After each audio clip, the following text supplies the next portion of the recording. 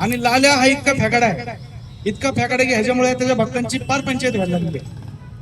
लाल्यानी 10 वर्षापूर्वी लाल्या म्हणला की मी एका ठिकाणी चाललो आणि तिथं मी पाहिलं की एक जण चहा बनवत होता आणि चहा बनवायला गेला की त्या ठिकाणी मी बघितलं की तो चहावाला नालीतल्या गॅसवर चहा बनवत होता.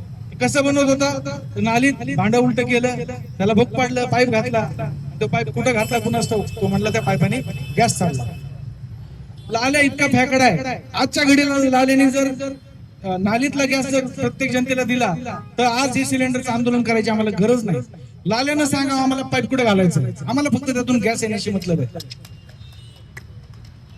तर ज्या ठिकाणी गॅस येईल अशा ठिकाणची जागा लावल्याने आम्हाला सांगावी आणि गोरगरिबांची जी अडचण आहे जनतेला ह्या अडचणीतून मुक्त करावं. भाजपवाले म्हणतात की सिलेंडर मुबलक आहेत कुठं? इथं आजच निवडणुका झाल्यात, एकही निवडून आलेला प्रतिनिधी तुम्हाला दिसत नाही. पिंपरी चिंचवड शहर अख्खं भुकेलंय, एकही नियुक्त कुठल्याच पक्षाचा लोकप्रतिनिधी या ठिकाणी दिसत नाही. ठीक आहे, आमच्या पक्षासोबत नका, तुम्ही आंदोलन घ्या, निवडून आलात ना तुम्ही आंदोलन घ्या, आमच्या गोरगरीब जनतेला गॅस उपलब्ध करून द्या. पुन्हा एकदा विनंती आहे, लाल्याने स्वतःचं डोकं ठिकाणावर आणावं आणि कुठल्याही परिस्थितीत भारतात कुणालाही गॅसची कमतरता पडणार नाही अशी भूमिका घ्यावी. या ठिकाणी पुन्हा एकदा मी लाल्याचा जाहीर निषेध करतो आणि थांबतो.